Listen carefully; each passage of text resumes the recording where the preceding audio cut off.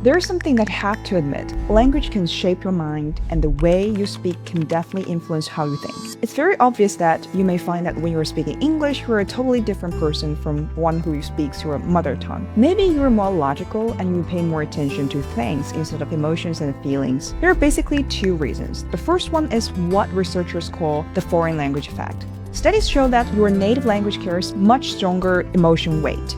Your memories, your childhood, your deepest feelings are all encoded in it. So when you switch to a second language, you naturally get a little more distance from those emotions. You become more open, more rational, less reactive. And the second thing is that when you're speaking English, you pay more attention to concrete things. There's actually a book called Anatomy of Chinese by Perry Link, published by Harvard University Press, and he talks about how English and Chinese treat the world very differently. In English, we turn processes into things. For example, inflation becomes something you can fight or defeat, even though it's really just a process happening over time. But in Chinese, that same idea will be expressed more through actions and movement. So if you're using more nouns, you may pay more attention to the concrete things instead of emotions. You may say, I have a feeling of sadness, even though you are really sad. But if you say, I have a feeling of sadness, it's like you are viewing your emotion from a distance and you'll be more rational. And that difference in language might actually shape how we think. I mean, learning different languages gives you different ways of thinking. Like you have different templates and models to process your emotions or deal with the problems in your life. So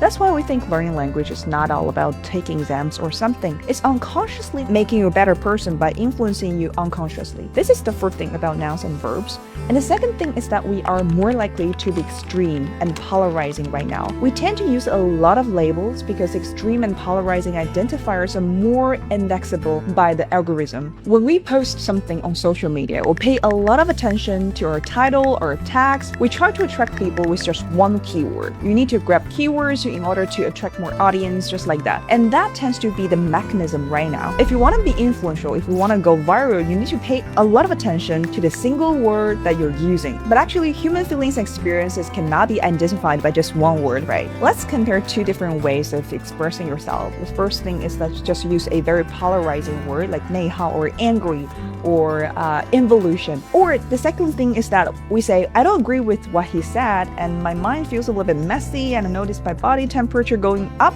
So if you can be more specific with your language instead of just slapping a label on it, you'll be less easily triggered by bad news or harsh words. This actually connects to a concept called emotional granularity, researched by neuroscientist Lisa at Northeastern University. Her studies show that people who can describe her emotions or his emotions with more specification are less likely to react impulsively and actually have better mental and physical health overall. So it's not just about sounding more articulate, it genuinely changes how your brain processes what you feel. That's why I think language we use every day is so influential. That's why my motto is always, and it's actually inspired by the philosopher Ludwig Wittgenstein, who said the limits of my language means the limits of my world. Because if you're narrow in your use of language, you're narrow in your world.